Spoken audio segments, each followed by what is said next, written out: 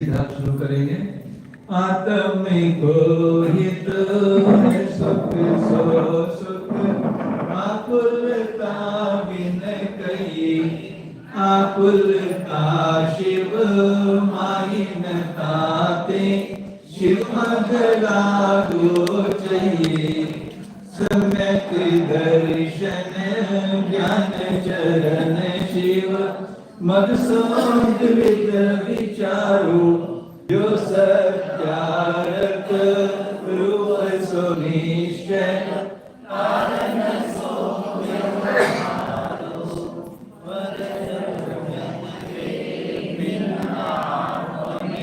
रुचि संज्ञा पता है, आप रूप को जान पनो, सम्यक ज्ञान कला है, आप रूप में लीन रहे प्रिय, सम्यक चारित सोई, अव्यवहार मोक्ष सुनिए, हे कुरियत को होई।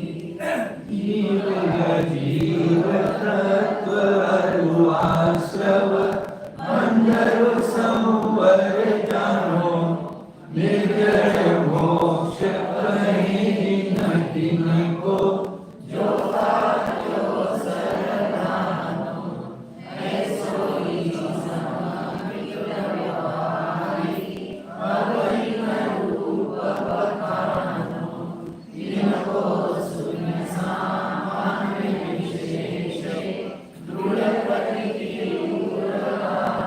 कल यहाँ तक हो गया था। 7 तत्वों का वर्णन किया, उसमें पहला जीव तत्व। अब जीव के भेद बताएंगे। जीव कोई एक ही जीव है, उसके कैसे कैसे भेद होते हैं। बहिरात्म अंतर्यात्म परमात्म जीव त्रिधाए, देह जीव को एक गिने, बहिरात्म तत्व मुदाए।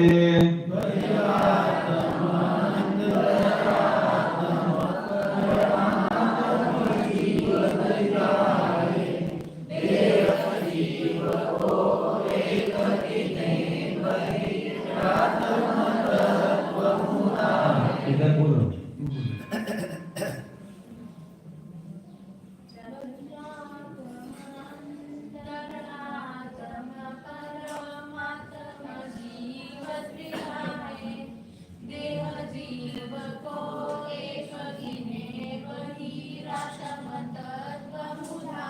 हाँ, एक ही जीव की अवस्थाएं हैं। बहिरात्म, अंतरात्म और परमात्मा, 3 अवस्थाएं हैं। बहिरात्मा, अंतरात्मा और परमात्मा जीव त्रिधा है। बहिरात्मा किसको कहा? बहि आत्मा, जो आत्मा से बाहर, यानी जिसका उपयोग आत्मा से बाहर है, वो बहिरात्मा। आगे बताया उसको, देह जीव को एक गिने।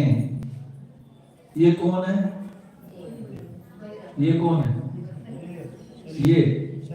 ये मैं ही तो हूं। मैं हूं या नहीं है? हाँ भैया, ये कौन है?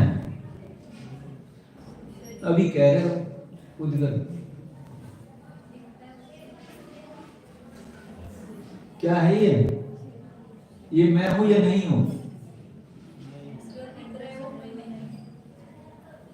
और कौन? मैं ही तो हूं, वो यही तो मान रहे ना। तो इसका सजा क्यों रहे फिर, जो मैं नहीं हूं? तो ये साड़ी लेने जाओगी बाजार में, ये नहीं पसंद, ये नहीं पसंद, ये नहीं, 50 साड़ी खुलवा के डाल दी, एक भी पसंद नहीं आएगी। किसको सजा रहे हो? मैं को सजाना है या पुद्गल को सजाना है? विचार करो। इसको मैं ही मान रहे हैं ना भैया, इसको तो हम कैसे हो गए? यदि देह को और जीव को एक ही मान रहा है, मैं ही हूं ये, पहले जमाने में मैला ढोने की प्रथा थी। होते थे ना मेला, संडास होते थे घरों में, और एक बाहर से स्वीपर आती थी, वो सब सफाई करके स्वीपर ले जाती थी। तो माता जी एक दिन वो स्वीप प्रेस मल भर के, और एक अच्छा सा नया घड़ा था, और उसमें बढ़िया से कपड़ा ढका हुआ था, नया कपड़ा, और उसने भी अच्छे कपड़े पहने हुए थे, नहा धो के, और उस घड़े को सिर पे रखकर वो बाजार से जा रही थी। तो गांव की बात थी, थोड़े मस्करे होते ना गांव वाले, अरे क्या बात है आज राम दुलारी बड़ी नहा धो के आई, क्या सिर पे लेके जा रही है, कोई बढ़िया चीज होगी सिर पे लेके जा रही है, रोज तो मेला लेके जाती थी। तो राम दुलारी ने कहा मैं तो वही लेके जा रही हूँ जो रोज लेके जाती हूँ। कैसे कैसे, तू तो झूठ बोल रही है, कि देख लो। एक को विश्वास नहीं हुआ, उसने कपड़ा हटा के सूंघ के देखा, फिर थोड़ी आगे चली वो, फिर दूसरा मस्करा, क्या बात है बहुत अच्छी लग रही है आज तो, क्या बात है नहा धो के नए कपड़े पहन के आई है, आज क्या ले जा रही है इसमें माल वाल। वही उत्तर दिया, मैं तो रोज जो ले जाती हूँ वही है। ऐसा कैसे हो सकता है, दिखा मुझे। ऐसे नहीं, मैं तो हाथ लगा के छू के देखूंगा उसको, देख उसको भैया, निकाला हाथ। हम तो उस राम दुलारी पर हंस रहे हैं या उन मस्करों पर हंस रहे हैं, हमारी स्थिति क्या ऐसी नहीं है क्या? इस मल के घड़े को हमने क्या मान लिया है, यही मैं हूं। मान रहे नहीं मान रहे, क्या है ये वही मल का घड़ा है जो अनंतों पर्यायों में अनंतों बार हमको मिला है। आज हमें सजा सजाया इतना सुंदर शरीर मिल गया है, तो इसी को मैंने अपना मान लिया, यही मैं हूं। इसको बढ़िया से बढ़िया खिलाना, बढ़िया से, यानी 2400 घंटे हम इसी को सजा रहे हैं, क्योंकि यही मैं हूं। ये बेटी किसकी है? हाँ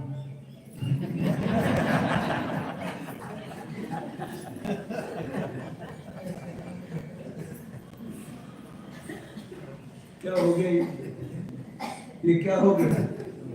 महिलातम। अरे जब ये शरीर भी मेरा नहीं है, अभी तो कह रहे मेरा नहीं है, तो पुद्गल है, तो ये बेटी तुम्हारी कहां से आ गई? ये तो बिल्कुल अलग ही है ना। जब ये एक में एक हुआ, ये शरीर भी मेरा नहीं हो सकता, तो ये बाह्य पदार्थ मेरे कैसे हो सकते हैं?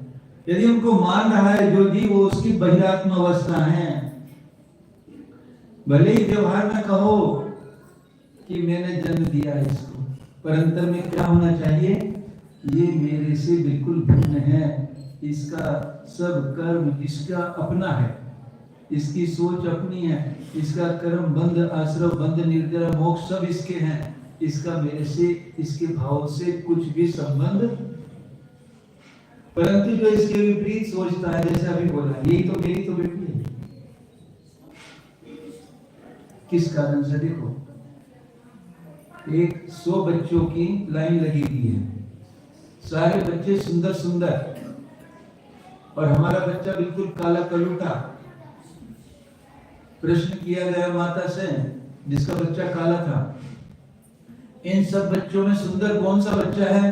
तुम हाथ से बताओ। बहुत सुंदर सुंदर बच्चे थे उसमें, तो उस माँ का हाथ कहां जाएगा? काले कलूटे के मेरा बच्चा सब में।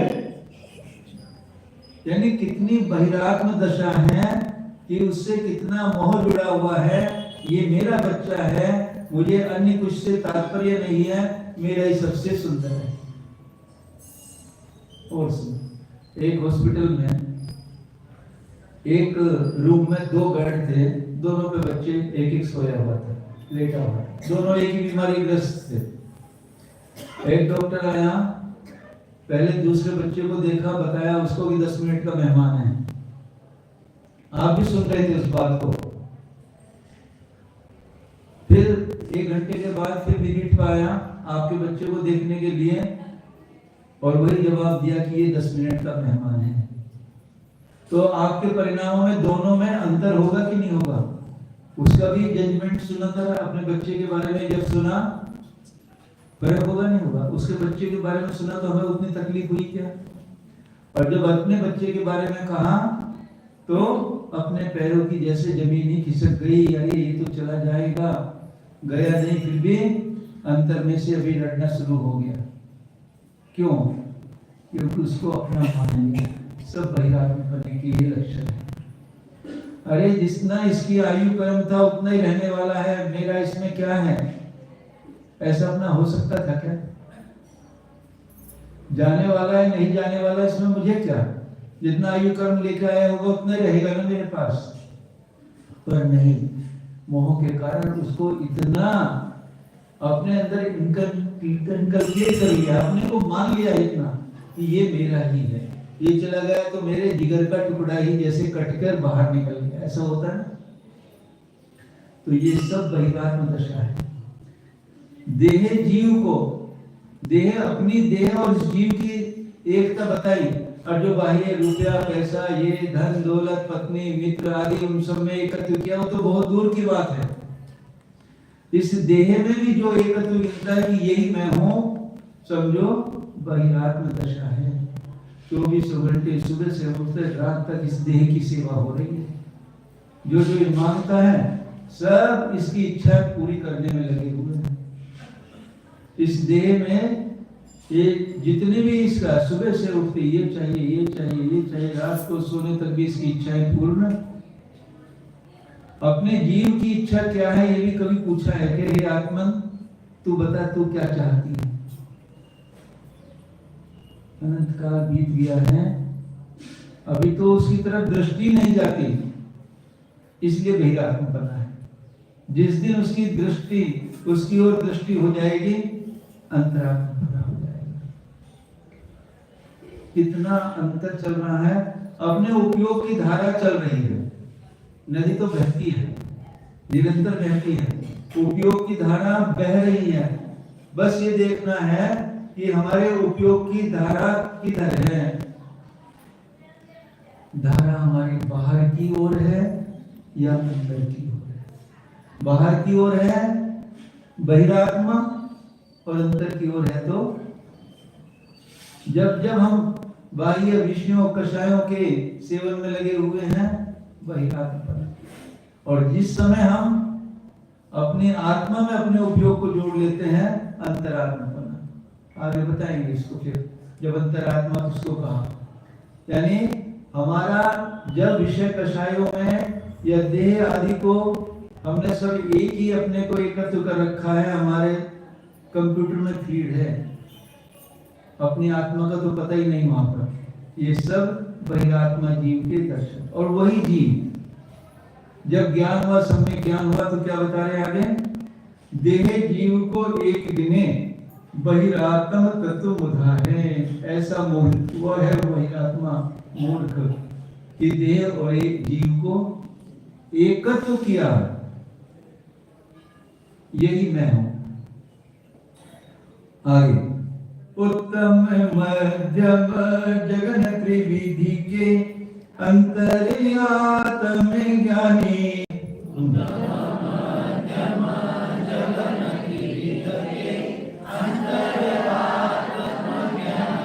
विविध संग बिन शुभ उपयोगी मुनियोत्तम निज ध्यानी।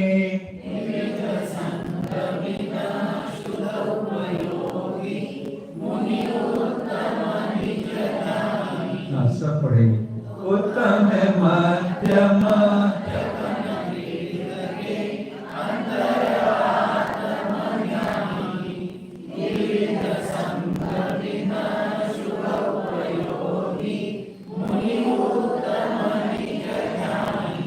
पढ़ो, सुकुमार जी पढ़ो।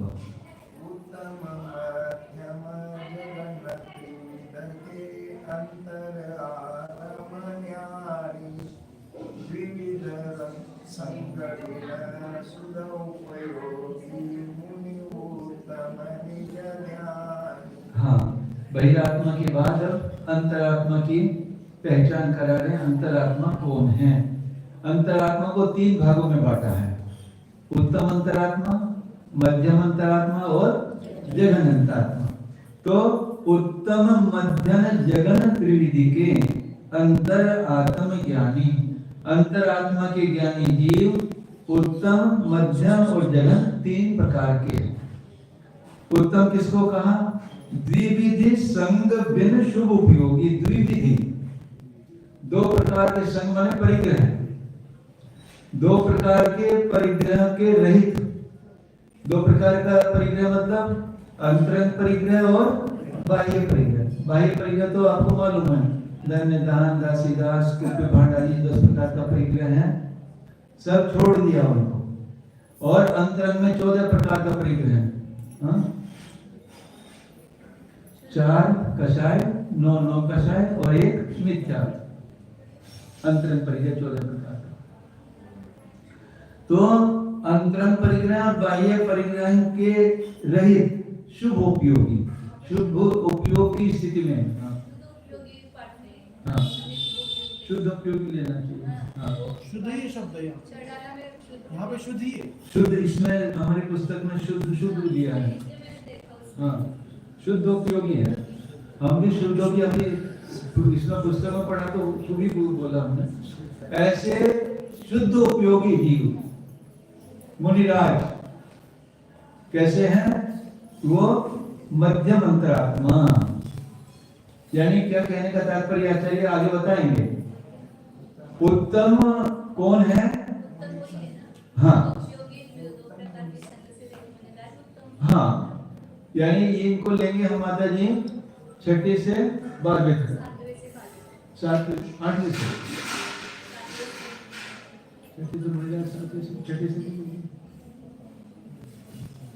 7वीं से लेंगे, क्योंकि 5वीं लेंगे, मध्यम लेंगे। हाँ, 6ठे से 12, तो 6ठे गुणस्थान से 12वें गुणस्थान तक के मुनिराज वे कैसे हैं? नहीं हाँ, 8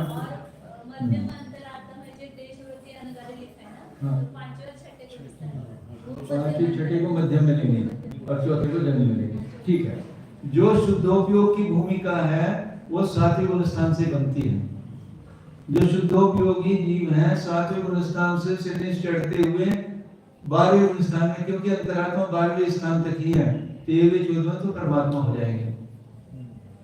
तो 7वें गुणस्थान से 12वें गुणस्थान तक शुद्धोपयोग की भूमिका में जो विराजमान है, ऐसे शुद्धोपयोगी मुनिराज उत्तम निज ध्यानी, वे मुनिराज उत्तम अंतरात्मा हैं जो अपने निज आत्मा के ध्यान में ही विराजमान है।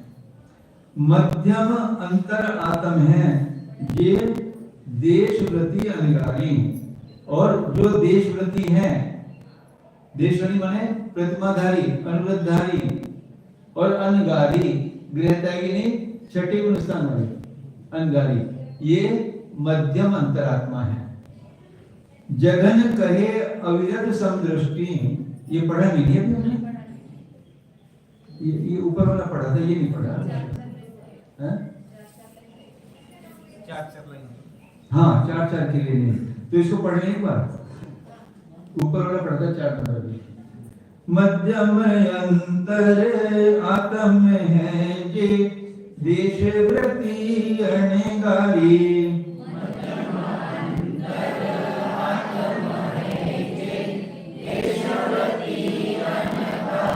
जघन कही अविरत समदृष्टि, तीनों शिव मदचारी।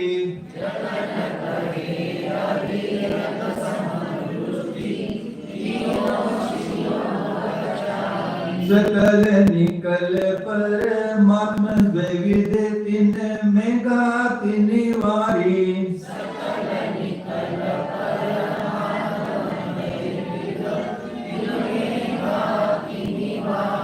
श्री हरिहंत सकल परिमात्म लोकालोक निहारी।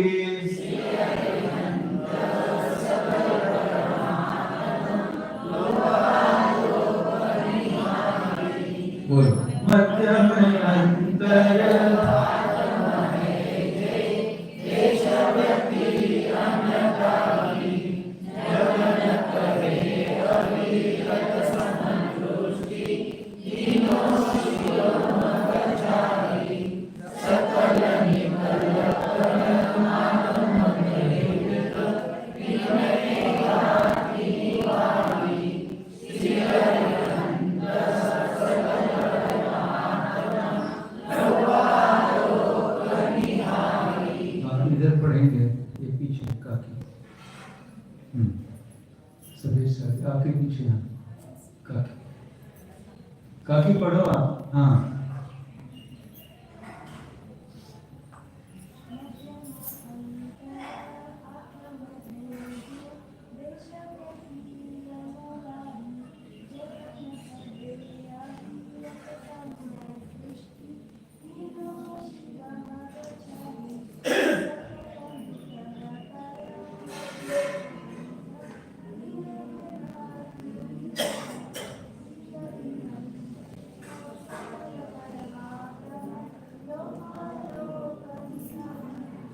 हाँ, उत्तम अंतरात्मा की बात हो गई। 7वें गुणस्थान से 12वें गुणस्थान तक मुनिराज जो शुद्धोपयोगी हैं वे अंतरात्मा हैं। अब मध्यम अंतरात्मा, मध्यम अंतरात्मा है देशव्रती अनिगारी।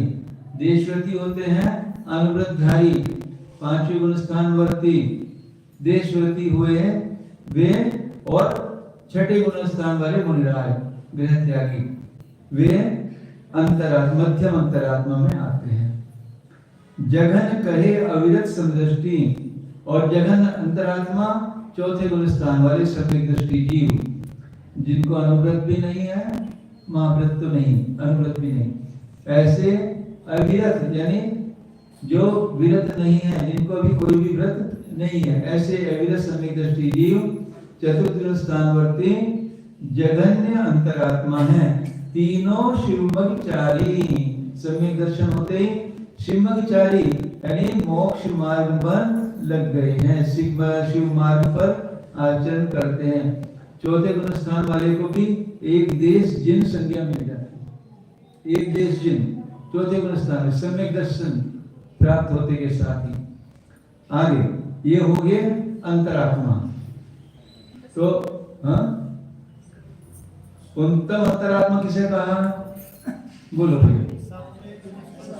7वें गुणस्थान से 12वें गुणस्थान तक जो शुद्धोपयोग में लगे हुए हैं उनको उत्तम अंतरात्मा। मध्यम अंतरात्मा देशव्रती और मुनिराज, ये मध्यम। और जघन्य हमारी कहाँ गिनती आती है बताओ, आपकी अपने अपने देखो कि हम कहाँ पर हैं, इनमें तीनों में है क्या कहीं? हमारा नाम है कि लिस्ट में इनमें कहाँ है? हाँ? देख लो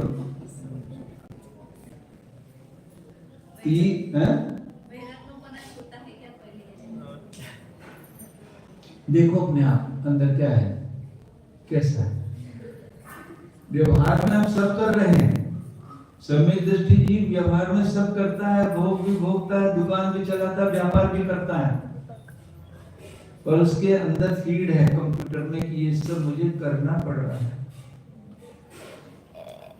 एक मुनीम होता है और एक मालिक होता है। आप क्या बनना पसंद करोगे, मुनीम या मालिक?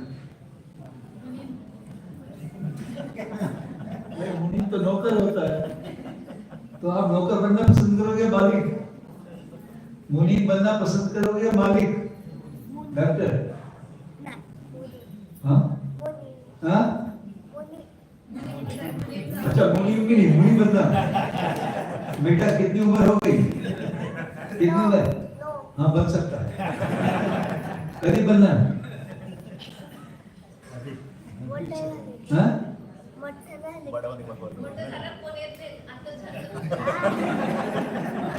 नहीं, केस लॉन्च की चिंता मत कर, अभी उस तरह से करा देंगे। बोल चलता है, ठीक है।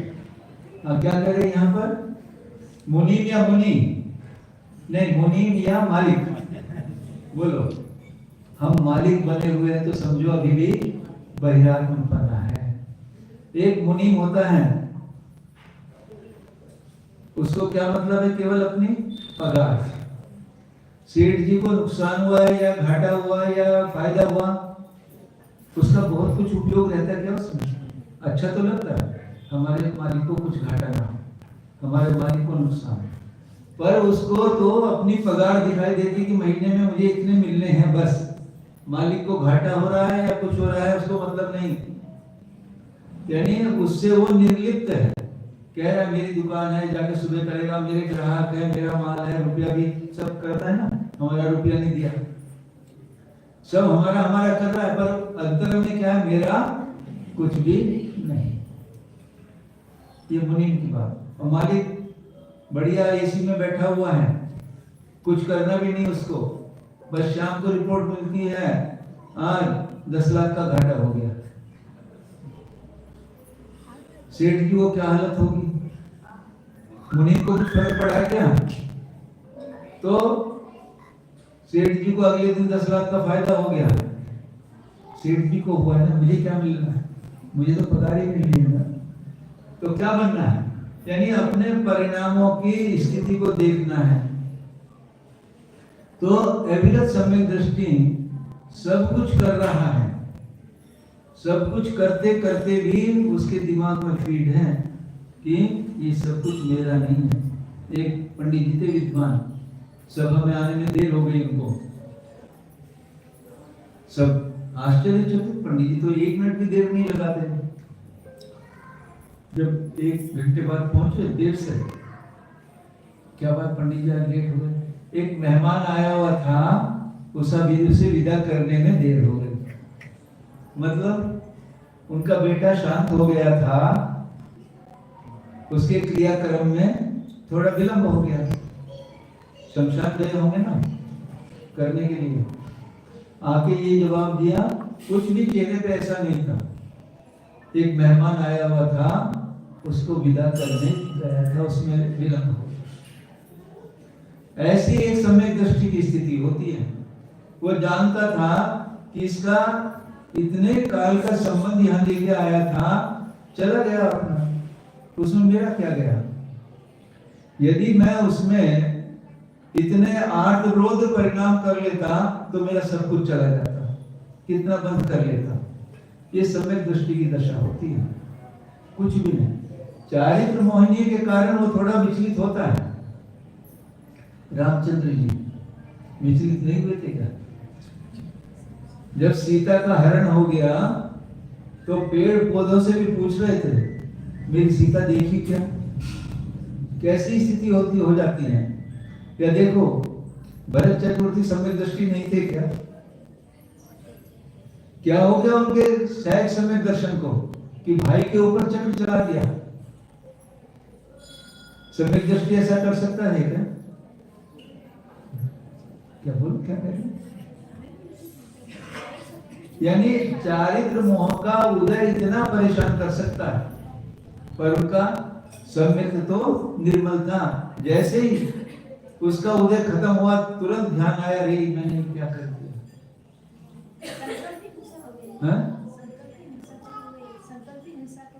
नहीं, संकल्प हिंसा नहीं थी। तो आचार्य कह रहे हैं कि चारित्र मोहन के उदय होएगा तो सम्यक दृष्टि कुछ क्षण के लिए ऐसा हो सकता है, परंतु तुरंत अगले क्षण उसको आ जाएगा, नहीं ये क्या है, ये तो मोहिनी का उदय था, इसमें तेरा क्या है? तो परंतु जो सम्यक दृष्टि होता है वो कैसा होता है? वो जगन अविरत, यानी जगन अंतरात्मा में लिया है उसको। तो अपने अंदर क्या हमको करना है, बाहर की कितनी भी परिस्थितियां आ जाएं, कुछ भी हो जाए, इस शरीर के नाश होने की भी स्थिति आ जाए, तो हमको दृढ़ रहना चाहिए। क्या? मुझे तो छू भी नहीं सकता कोई। क्या करेगा कोई बाहर वाला? शरीर का नाश करेगा ना। मतलब उत्कृष्ट से उत्कृष्ट क्या हो सकता है? अधिक से अधिक क्या हो सकता है? शरीर का ही नाश होगा ना। रुपया, पैसा, घर, मकान सब चला जाए तो उससे मेरा क्या गया? ये शरीर का नाश हुआ तो मेरा क्या गया? मुझे तो कोई छू भी नहीं सकता, क्योंकि कोई देख ही नहीं सकता, छुएगा क्या? तो ऐसी जहां दृढ़ श्रद्धा होती है, ऐसा सम्यक दृष्टि जीव, उसको कहा है जघन्य अंतर आत्मा। किसी भी परिस्थिति में डगमगाना नहीं।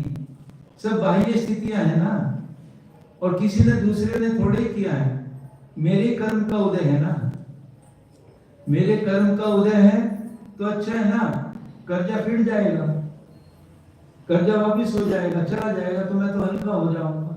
कर्म के उदय आने पर अपने को डगमगाना नहीं, अपने आत्मा में निश्चय करके कि मैं तो ऐसा ही हूँ, ये बाहर ये शरीर आदि ये कुछ भी नहीं है, होने दो जो हो रहा है, अच्छा है। कई बार सोचता हूँ माता जी को इतना खुजली रहती है, इतना मैंने कहा तो बहुत अच्छा है। अरे जितनी असत्ता का उदय आना हो आ जाओ, आज तो ये अंतर्मुख होकर सबको बाहर कर देती है, आ जाओ जितना आना हो। हम तो इतना दृढ़ रहते हैं, तुमको असत्ता को जितना भी आना तो अभी आ जा, आज तो मैं सेठ हूँ, मेरे पास बहुत माल है, मैं तेरा सब कर्जा फेर दूंगा। कल को जब मैं कहीं और अवस्था में होऊंगा, शायद मैं ऐसा कर पाऊं कि नहीं कर पाऊं। आज तो मैं अपने उपयोग की धारा को अंतरंग में मोड़कर तेरी असत्ता कितनी भी आए सब वापिस सब निकल जाएगी। ऐसा होता है सम्यक दृष्टि का दृढ़ निश्चय।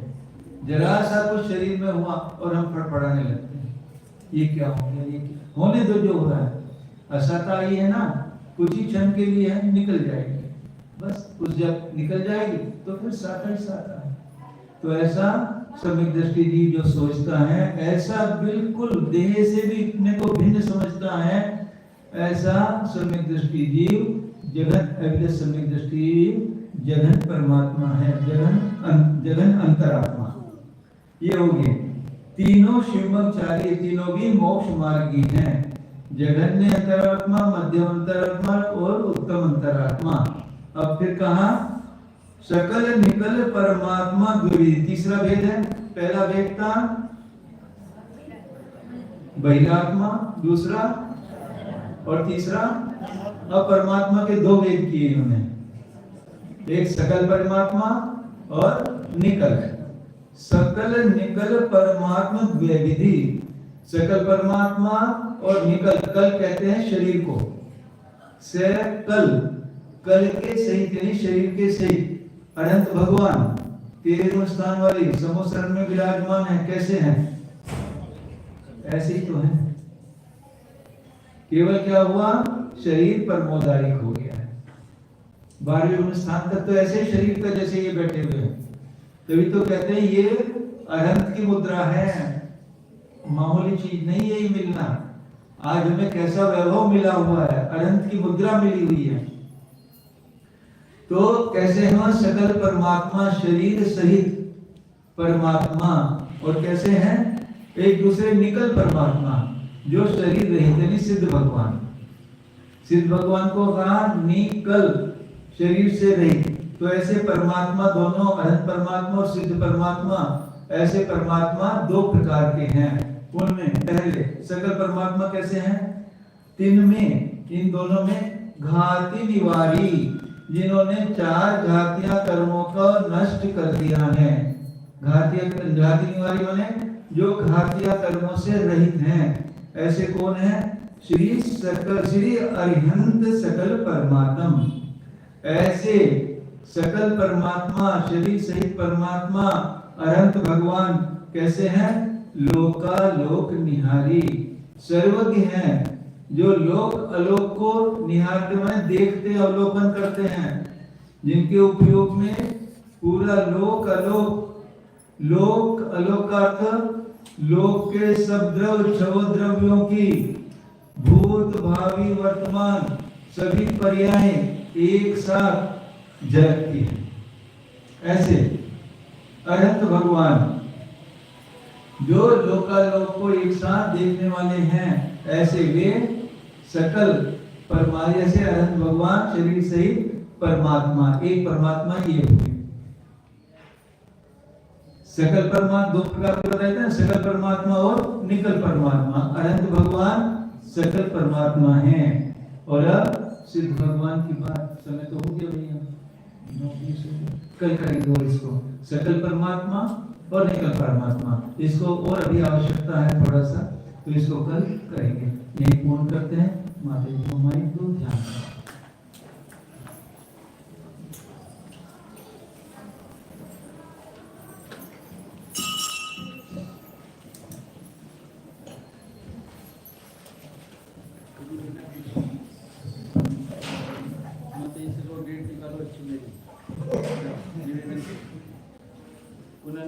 किनका बच्चा चलो बैठ, ध्यान करो। आम्ही बहिरात्मा नाही, अंतरात्मा नाही, परमात्मा ना परमात्मा म्हणजे अनंत सिद्ध परमात्मा मी नाही, कारण या पर्यायगत योग्यता आहे. मी तर हा मीच आहे. द्रव्य ज्ञानावर नाही, द्रव्य कर्म नाही. राग द्वेषादी भाव कर्म नाही, शरीरादी न कर्म नाही. अनादि अनंत शाश्वत शुद्ध जीवत्वादी अनंत गुण संपन्न आहे, परिपूर्ण आहे. मला माझ्या मला माझ्या अस्तित्वाचा परद्रव्याच्या परकणाची गरज नाही. हा मी जीव, हा मी कारण परमात्मा परिपूर्ण स्वयंपूर्ण आहे. सहज गुण साम्राज्य सर्वस्व शुद्ध चिन्मयम् मम आत्मानं अयं ज्ञात्वा निर्विकल्पो भवाम्यहम्. हे अनंत गुणांचं साम्राज्य वैभव ऐश्वर्य माझं आहे. मी शुद्ध चिन्मय ज्ञानस्वरूप जीव आहे. निर्विकल्पो निरालंबो एको शांतो शुद्धो शांतो